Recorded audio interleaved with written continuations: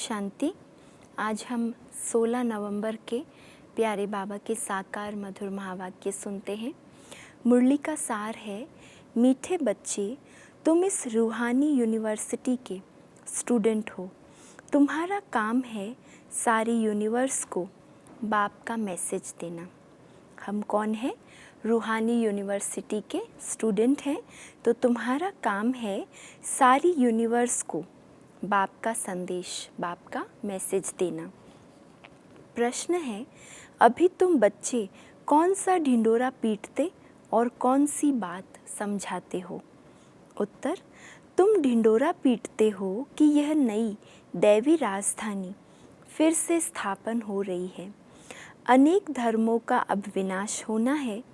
तुम सबको समझाते हो कि सब बेफिक्र रहो, यह इंटरनेशनल रोला है, लड़ाई ज़रूर लगनी है, इसके बाद दैवी राजधानी आएगी। पहले के ज़माने में जब भी किसी को संदेश देना होता था, जैसे सारे राज्य के प्रजा को जब राजा को कोई संदेश पहुंचाना होता था तो एक जगह इकट्ठा होकर ढिंडोरा पिटवाते थे। तो बाबा भी कहते, तुम्हें तो सिर्फ एक राज्य या एक देश को संदेश नहीं देना है, लेकिन पूरे यूनिवर्स को, पूरे विश्व को संदेश देना है। तो तुम भी ऐसा ढिंडोरा पिटवाओ कि अब दैवी राज्य स्थापन हो रहा है, लड़ाई ज़रूर लगनी है, इसके बाद दैवी राजधानी आएगी। ओम शांति। यह है रूहानी यूनिवर्सिटी। सारे यूनिवर्स की जो भी आत्माएं हैं, यूनिवर्सिटी में आत्माएं ही पढ़ती है। यूनिवर्स अर्थात विश्व। अब कायदे अनुसार यूनिवर्सिटी अक्षर तुम बच्चों का है। यह है रूहानी यूनिवर्सिटी। जिस्मानी यूनिवर्सिटी होती ही नहीं। यह एक ही गॉड फादरली यूनिवर्सिटी है। सभी आत्माओं को लेसन मिलता है। आत्मा बनने का लेसन, आत्माभिमानी बनने का लेसन इस रूहानी गॉडली यूनिवर्सिटी में ही मिलता है। तुम्हारा ये पैगाम कोई न कोई प्रकार से सबको ज़रूर पहुंचना चाहिए। मैसेज देना है ना, और यह मैसेज बिल्कुल सिंपल है। बच्चे जानते हैं वह हमारा बेहद का बाप है जिसको सब याद करते हैं। ऐसे भी कहें वह हमारा बेहद का माशूक है। जो भी विश्व में जीव आत्माएं हैं वह उस माशूक को याद ज़रूर करती है। ये पॉइंट्स अच्छी रीति धारण करनी है। जो फ्रेश बुद्धि होंगे वह अच्छी रीति धारण कर सकेंगे। जिनकी बुद्धि स्वच्छ होगी, है ना, व्यर्थ से मुक्त होगी, बाबा की पॉइंट्स वो अच्छी रीति धारण कर सकते हैं। यूनिवर्स में जो भी आत्माएं हैं उन सब का बाप एक ही है। यूनिवर्सिटी में तो मनुष्य ही पढ़ेंगे ना। अभी तुम बच्चे यह भी जानते हो हम ही 84 जन्म लेते हैं। 84 लाख की तो बात ही नहीं। यूनिवर्स में जो भी आत्माएं हैं इस समय सब पतित है। यह है ही छीछी दुनिया दुख धाम। उसे सुख धाम में ले जाने वाला एक ही बाप है, उनको लिबरेटर भी कहते हैं। तुम सारे यूनिवर्स व विश्व के मालिक बनते हो ना। बाप सबके लिए कहते हैं यह मैसेज पहुंचाकर आओ। बाप को सब याद करते हैं, उनको गाइड, लिबरेटर, मर्सीफुल भी कहते हैं। अनेक भाषाएं हैं ना। सभी आत्माएं एक को पुकारती है तो वह एक ही सारी यूनिवर्स का टीचर भी हुआ ना। बाप तो है ही, परंतु ये किसको पता नहीं कि वह हम सब आत्माओं का टीचर भी है, गुरु भी है ना। परम पिता है ये तो फिर भी समझते हैं, लेकिन परम पिता ही परम शिक्षक और परम सतगुरु है ये किसी को भी पता नहीं है। सबको गाइड भी करते हैं। इस बेहद के गाइड को सिर्फ तुम बच्चे ही जानते हो। तुम ब्राह्मणों के सिवाय और कोई नहीं जानते। आत्मा को भी तुमने जाना है कि आत्मा क्या चीज़ है। दुनिया में तो एक भी मनुष्य नहीं, खास भारत, आम दुनिया, किसको भी पता नहीं कि आत्मा क्या चीज़ है। वो तो आत्मा के बारे में कितना बातें ऐसी बता देते हैं जो सत्य नहीं है ना। आत्मा को परमात्मा कह देते, आत्मा को निर्लेप कह देते, आत्मा ज्योति ज्योत में समा गई, ऐसी ऐसी बातें कर रहे हैं। तो बाबा कहते किसी को पता नहीं आत्मा क्या चीज़ है, आत्मा कैसे पुनर्जन्म लेकर पार्ट बजाती है। भल कहते हैं भ्रकुटी के बीच चमकता है अजब सितारा, परंतु समझ कुछ नहीं। अभी तुम जानते हो आत्मा तो अविनाशी है, वह कभी बड़ी या छोटी नहीं होती। जैसे तुम्हारी आत्मा है, बाप भी वही बिंदी है, बड़ा छोटा नहीं है। वह भी है आत्मा, सिर्फ परम आत्मा है, सुप्रीम है। बरोबर सभी आत्माएं परम धाम में रहने वाली है, यहाँ आती है पार्ट बजाने, फिर अपने परम धाम जाने की कोशिश करते हैं। परम पिता परमात्मा को सब याद करते हैं, क्योंकि आत्माओं को परम पिता ने ही मुक्ति में भेजा था, तो उनको ही याद करते हैं। आत्मा ही तमो प्रधान बनी है, याद क्यों करते हैं इतना भी पता नहीं है ना। परमात्मा को क्यों याद करना है, हम आत्माएं तमो प्रधान बन गई है, फिर सतो प्रधान बनना है, ये सब बातें पता ही नहीं है। जैसे बच्चा कहेगा बाबा, बस उनको कुछ भी पता ही नहीं। तुम भी बाबा मम्मा कहते हो, जानते कुछ नहीं हो। भारत में एक नेशनलिटी थी, उनको डीटी नेशनलिटी कहा जाता है। फिर बाद में और भी उनमें एंटर हुए हैं, अभी कितने ढेर हो गए हैं, इसलिए इतने झगड़े आदि होते हैं। जहाँ जहाँ जास्ती घुस गए हैं उनको वहाँ से निकालने की कोशिश करते रहते हैं। बहुत झगड़े हो गए हैं, अंधियारा भी बहुत हो गया है, कुछ तो लिमिट भी होनी चाहिए ना। एक्टर्स की लिमिट होती है, यह भी बना बनाया खेल है। इसमें जितने भी एक्टर्स हैं उसमें कम जास्ती हो ना सके। जब सब एक्टर्स स्टेज पर आ जाते हैं फिर उनको वापस भी जाना है। जो भी एक्टर्स रहे हुए होंगे आते रहेंगे। भल कितना भी कंट्रोल आदि करने के लिए माथा मारते रहते हैं, परंतु कर नहीं सकते। बोलो हम बीके ऐसा बर्थ कंट्रोल कर देते हैं जो बाकी 9 लाख जाकर रहेंगे, फिर सारी आदमशुमारी ही कम हो जाएगी। हम आपको सत्य बतलाते हैं, अब स्थापना कर रहे हैं। नई दुनिया, नया झाड़ ज़रूर छोटा ही होगा। यहाँ तो ये कंट्रोल कर नहीं सकेंगे, क्योंकि तमो प्रधान और होता जाता है, वृद्धि होती जाती है। एक्टर्स जो भी आने वाले हैं यहाँ ही आकर शरीर धारण करेंगे। इन बातों को कोई समझते नहीं है। शुरूर बुद्धि समझते हैं राजधानी में तो हर प्रकार के पार्टधारी होते हैं। सतयुग में जो राजधानी थी वह फिर से स्थापन हो रही है। ट्रांसफ़र हो जाएंगे। तुम अभी तमो प्रधान से सतो प्रधान क्लास में ट्रांसफ़र होते हो। पुरानी दुनिया से नई दुनिया में जाते हो। तुम्हारी पढ़ाई इस दुनिया के लिए नहीं है। ऐसी पढ़ाई कभी देखी जो हम अगली भविष्य के लिए पढ़ रहे हो, अगले जन्म के लिए या नई दुनिया के लिए पढ़ते हो? ऐसी पढ़ाई तो सारे विश्व में कभी हो न सके। ऐसी यूनिवर्सिटी और कोई हो न सके।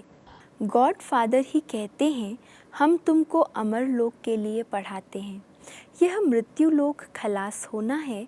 सतयुग में इन लक्ष्मी नारायण की राजधानी थी।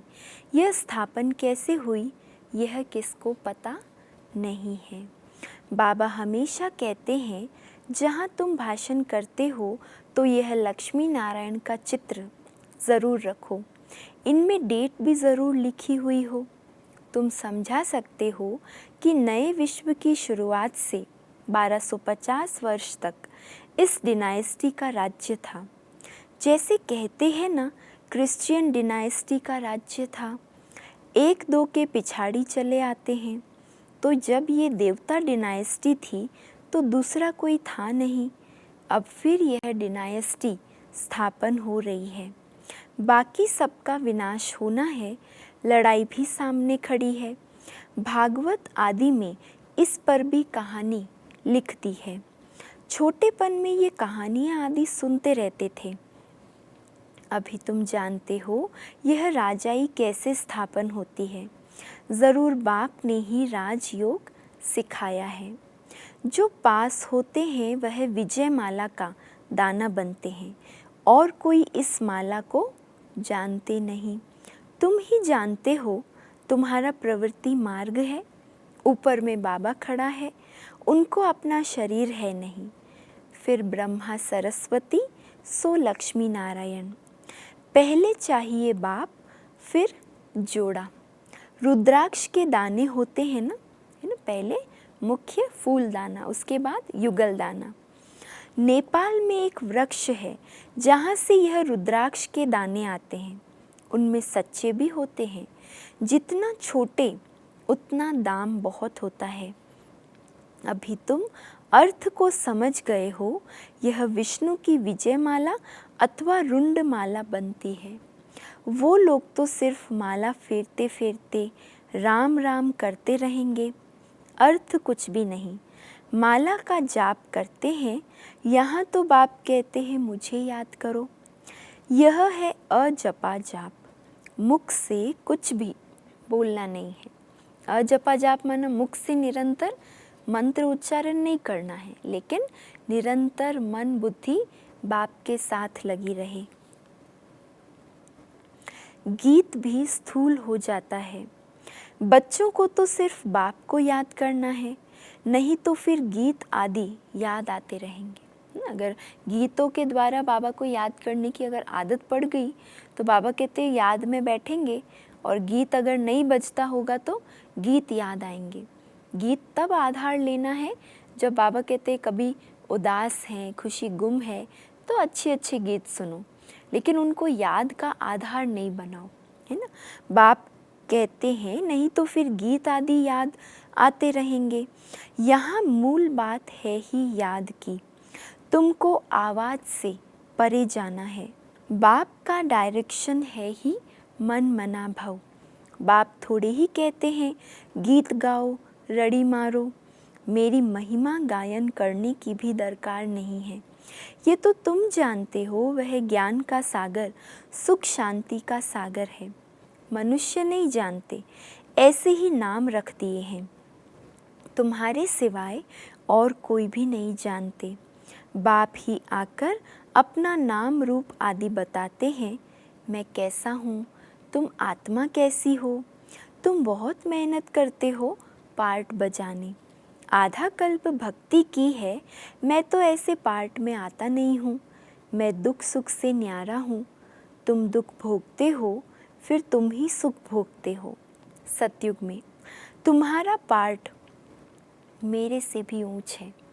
ऐसा है क्या? बाबा का पार्ट तो सबसे ऊंचा है, लेकिन बाबा फिर भी कहते हैं तुम्हारा पार्ट मेरे से भी ऊंचा है। मैं तो आधा कल्प वहाँ ही आराम से बैठा रहता हूँ, वानप्रस्थ में। तुम मुझे पुकारते आते हो, ऐसे नहीं कि मैं वहाँ बैठ तुम्हारी पुकार सुनता हूँ। मेरा पार्ट ही इस समय का है। ड्रामा के पार्ट को मैं जानता हूँ। अब ड्रामा पूरा हुआ है, मुझे जाकर पतितों को पावन बनाने का पार्ट बजाना है। और कोई बात है नहीं। मनुष्य समझते हैं परमात्मा सर्वशक्तिमान है, अंतर्यामी है। सबके अंदर क्या क्या चलता है वह जानते हैं। बाप कहते हैं ऐसे है नहीं। तुम जब बिल्कुल तमोप्रधान बन जाते हो तब एक्यूरेट टाइम पर मुझे आना पड़ता है। ऐसा नहीं कि तुम जब पुकारते हो तब मैं आता हूँ, या तुम्हारे अंदर क्या क्या चलता है वो पार्ट देखकर मैं आता हूँ।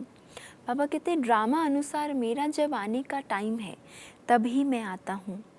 साधारण तन में ही आता हूँ। तुम बच्चों को आकर दुख से छुड़ाता हूँ।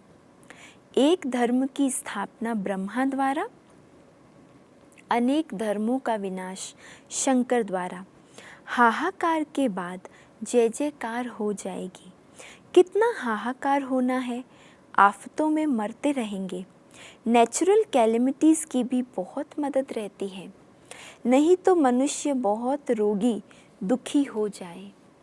बाप कहते हैं बच्चे दुखी ना पड़े रहें, इसलिए नेचुरल कैलेमिटीज़ भी ऐसी ज़ोर से आती है जो सबको ख़त्म कर देती है। बाबा कहते ये भी ड्रामा की ऐसी सीन है कि ज़्यादा समय दुख ना भोगना पड़े, तो ऐसी ऐसी प्राकृतिक आपदाएं आती है जो तुरंत ख़त्म हो जाते हैं। बॉम्ब्स तो कुछ नहीं है, नेचुरल कैलेमिटीज़ बहुत मदद करती है। अर्थक्वेक में ढेर ख़त्म हो जाते हैं। पानी का एक दो गुटका आया, यह ख़त्म। समुद्र भी ज़रूर उछल खाएगा। ये सब होना ही है ना। बाबा कहते ये सब ड्रामा में नूंद है। धरती को हप करेगा, 100 फुट पानी उछल खाए तो क्या कर देगा। थोड़ा भी अगर समुद्र की लहर ज़ोर से आती है तो कितनी तबाही हो जाती है। और बाबा तो कहता है अगर 100 फीट तक पानी की लहर ऊंची तबाही करेगी तब कौन सा सीन होगा। ये है हाहाकार की सीन। ऐसी सीन देखने के लिए हिम्मत चाहिए, मेहनत भी करना है, निर्भय भी बनना है। तुम बच्चों में अहंकार बिल्कुल नहीं होना चाहिए। देही अभिमानी बनो। देही अभिमानी रहने वाले बड़े मीठे होते हैं। बाप कहते हैं मैं तो हूँ निराकार और विचित्र, यहाँ आता हूँ सर्विस करने के लिए। हमारी बड़ाई देखो कितनी करते हैं। ज्ञान का सागर डैश डैश माना बहुत बड़ाई करते हैं ना। ज्ञान का सागर, पतित पावन, प्रेम का सागर, सुख का सागर। हे बाबा, और फिर कहते हैं पतित दुनिया में आओ। एक तो ऊंचे ते ऊंचा, ऊंचे से ऊंची महिमा गाते हैं और निमंत्रण कहाँ देते हैं? पतित दुनिया में। तुम निमंत्रण तो बड़ा अच्छा देते हो। ऐसा भी नहीं कहते कि स्वर्ग में आकर सुख तो देखो। बाबा कहते निमंत्रण कहाँ देते? पुरानी कलयुगी दुनिया में। कभी ये नहीं कहते कि बाबा स्वर्ग में तो आओ, स्वर्ग को आकर देखो तो सही। कहते हैं हे पतित पावन, हम पतित हैं, हमको पावन बनाने आओ। लेकिन बाबा को हम निमंत्रण भले स्वर्ग का दे तो दें, पर हमको मालूम है बाबा तो निष्काम सेवाधारी है। वो सब राज्य भाग्य बच्चों को सौंपकर आधा कल्प के लिए अपने घर जाकर बैठ जाता है। इसीलिए बाबा को निमंत्रण देंगे तो भी बाबा आने नहीं वाला है। निमंत्रण देखो कैसा है, एकदम तमो प्रधान पतित दुनिया और फिर पतित शरीर में बुलाते हैं। बड़ा अच्छा निमंत्रण देते हैं भारतवासी। ड्रामा में राज ही ऐसा है। इनको भी थोड़ी ही पता था कि मेरा बहुत जन्मों के अंत का जन्म है। बाबा ने प्रवेश किया है तब बताते हैं। बाबा ने हर एक बात का राज समझाया है। ब्रह्मा को ही बन्नी अर्थात पत्नी बनना है। शिव बाबा कहता है मेरी ये बन्नी है।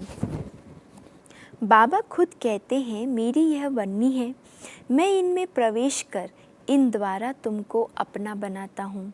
यह सच्ची सच्ची बड़ी माँ हो गई और वह एडॉप्टेड माँ ठहरी। माँ बाप तुम इनको कह सकते हो। ब्रह्मा बाबा बड़ी माँ और मम्मा फिर एडॉप्टेड माँ। शिव बाबा को सिर्फ फादर ही कहेंगे। यह है ब्रह्मा बाबा, मम्मा गुप्त है। ब्रह्मा है माँ परंतु तन पुरुष का है। ब्रह्मा बाबा के द्वारा शिव बाबा ने हमको एडॉप्ट किया, तो ब्रह्मा हो गई माँ, लेकिन तन पुरुष का है। यह तो संभाल नहीं कर सकेंगे, इसलिए एडॉप्ट किया है बच्ची को। इसीलिए मम्मा को निमित्त बनाया है पालना देने के लिए। नाम रख दिया है मातेश्वरी, हेड हो गई। ड्रामा अनुसार है ही एक सरस्वती, बाकी दुर्गा, काली आदि सब अनेक नाम हैं। माँ बाप तो एक ही होते हैं ना, तुम सब हो बच्चे। गायन भी है ब्रह्मा की बेटी सरस्वती। तुम ब्रह्मा कुमार कुमारियाँ हो ना, तुम्हारे ऊपर नाम बहुत हैं। यह सब बातें तुम्हारे में भी नंबरवार समझेंगे। पढ़ाई में भी नंबरवार तो होते हैं ना, एक ना मिले दूसरे से यह राजधानी स्थापन हो रही है। बाबा को भी मालूम है ये स्वर्ग में राजधानी बन रही है, अलग अलग पद वाले यहाँ ही आकर पढ़ने हैं। एक ही पढ़ाई है लेकिन अलग अलग पद पाएंगे। ये बना बनाया ड्रामा है, इनको विस्तार से समझना है, बहुत ढेर पॉइंट्स हैं। बैरिस्टरी पढ़ते हैं फिर उनमें भी नंबरवार होते हैं। कोई बैरिस्टर तो 2-3 लाख कमाते हैं, कोई देखो कपड़े भी फटे हुए पहनेंगे। इनमें भी ऐसे है, इस पढ़ाई में भी बाबा कहते हैं ऐसा है। कोई तो राजाओं का राजा बनेगा और कोई फिर जाकर नौकर चाकर भी बनेंगे। तो बच्चों को समझाया गया है कि यह इंटरनेशनल रोला है, झगड़ा है। इंटरनेशनल माना पूरे विश्व का ये झगड़ा है। अभी तुम समझाते हो कि सब बेफिक्र रहो, लड़ाई तो ज़रूर लगनी ही है। तुम ढिंडोरा पीटते हो कि नई दैवी राजधानी फिर से स्थापन हो रही है, अनेक धर्मों का विनाश होगा। कितना क्लियर है, प्रजापिता ब्रह्मा से यह प्रजा रची जाती है। कहते हैं यह है मेरी मुख वंशावली। तुम मुख वंशावली ब्राह्मण हो, वह कुख वंशावली ब्राह्मण है। वह है पुजारी, तुम अभी पूज्य बन रहे हो। तुम जानते हो हम सो देवता पूज्य बन रहे हैं। तुम्हारे ऊपर अभी लाइट का ताज नहीं है। तुम्हारी आत्मा जब पवित्र बनेगी तब यह शरीर छोड़ देगी। इस शरीर पर तुमको लाइट का ताज दे नहीं सकते, शोभेगा नहीं, क्योंकि तन पतित है। और अगर लाइट का पवित्रता का ताज दे तो शोभेगा नहीं। इस समय तुम हो गायन लायक, इस समय कोई की भी आत्मा पवित्र नहीं है, इसलिए किसके ऊपर भी इस समय लाइट नहीं होनी चाहिए। जब आत्मा और शरीर दोनों पावन बन जाएंगे तब लाइट का ताज मिलेगा। लाइट सतयुग में होती है, 2 कला कम वाले को भी यह लाइट नहीं देनी चाहिए। अच्छा, मतलब किसको? चंद्रवंशी आत्माओं को भी बाबा कहते हैं वो लाइट नहीं होनी चाहिए, क्योंकि फिर भी संपूर्ण तो नहीं हुए ना, तो इसलिए बाबा ऐसा कह रहे हैं। अच्छा, मीठे मीठे सिकी लधे बच्चों प्रति माता पिता बाप दादा का याद प्यार और गुड मॉर्निंग। रूहानी बाप की रूहानी बच्चों को नमस्ते, और हम रूहानी बच्चों की रूहानी माता पिता बाप दादा को याद प्यार गुड मॉर्निंग और नमस्ते। धारणा के लिए मुख्य सार। पहली पॉइंट, अपनी स्थिति ऐसी अचल और निर्भय बनानी है जो अंतिम विनाश की सीन को देख सके। पहली पॉइंट है, अपनी स्थिति ऐसी अचल और निर्भय बनानी है जो अंतिम विनाश की सीन को देख सके। मेहनत करनी है देही अभिमानी बनने की। दूसरा, नई राजधानी में ऊंच पद पाने के लिए पढ़ाई पर पूरा पूरा ध्यान देना है। पास होकर विजय माला का दाना बनना है। आज का वरदान है, निर्बल, दिल शिकस्त, असमर्थ आत्मा को एक्स्ट्रा बल देने वाले रूहानी रहम दिल भव। निर्बल, दिल शिकस्त, असमर्थ आत्मा को एक्स्ट्रा बल देने वाले रूहानी रहम दिल भव। जो रूहानी रहम दिल बच्चे हैं वह महादानी बन बिल्कुल होपलेस केस में होप पैदा कर देते हैं। निर्बल को बलवान बना देते हैं। दान सदा गरीब को, बेसहारे को दिया जाता है।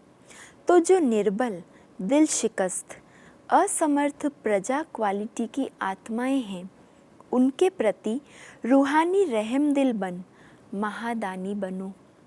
आपस में एक दूसरे के प्रति महादानी नहीं, एक दूसरे को दान नहीं करना है। ब्राह्मण आत्माओं को हमें एक दूसरे को सहयोग करना है, लेकिन दान किसको करना है? जो निर्बल है, दिल शिकस्त है, असमर्थ प्रजा क्वालिटी की आत्माएं हैं। आपस में एक दूसरे के प्रति महादानी नहीं, वह तो सहयोगी साथी हो, भाई भाई हो, हम शरीक पुरुषार्थी हो। सहयोग दो, दान नहीं। आपस में ब्राह्मण परिवार में एक दूसरे को सहयोग देना है, दान नहीं देना है। स्लोगन है, सदा एक बाप के श्रेष्ठ संग में रहो तो और किसी के संग का रंग प्रभाव नहीं डाल सकता। सदा एक बाप के श्रेष्ठ संग में रहो तो और किसी के संग का रंग प्रभाव नहीं डाल सकता। आज का अव्यक्त इशारा है, इस ब्राह्मण जीवन में सदा निर्विघ्न, निर्विकल्प, निर्व्यर्थ संकल्प इसका अच्छा चार्ट बनाकर दिखाओ। सदा निर्विघ्न, निर्विकल्प, निर्व्यर्थ संकल्प इसका अच्छा चार्ट बनाकर दिखाओ तो बाप दादा सुनहरे पुष्पों की वर्षा करेंगे। बिल्कुल स्वप्न मात्र भी निर्विघ्न और निर्विकल्प। स्व को देखो, समय को देखो, दूसरे की कमी को नहीं देखो। स्व को देखो और समय को देखो और उसके अनुसार अपनी पुरुषार्थ की स्पीड को तीव्र बढ़ाते चलो। दूसरे की कमी को नहीं देखो, अगर देखते भी हो तो अपने मन में नहीं रखो। दिखाई तो देती है, लेकिन बाबा कहते हैं देखते हुए भी अंदर उसे धारण नहीं करो, सिर्फ स्वयं और समय को देखो। अच्छा, ओम शांति।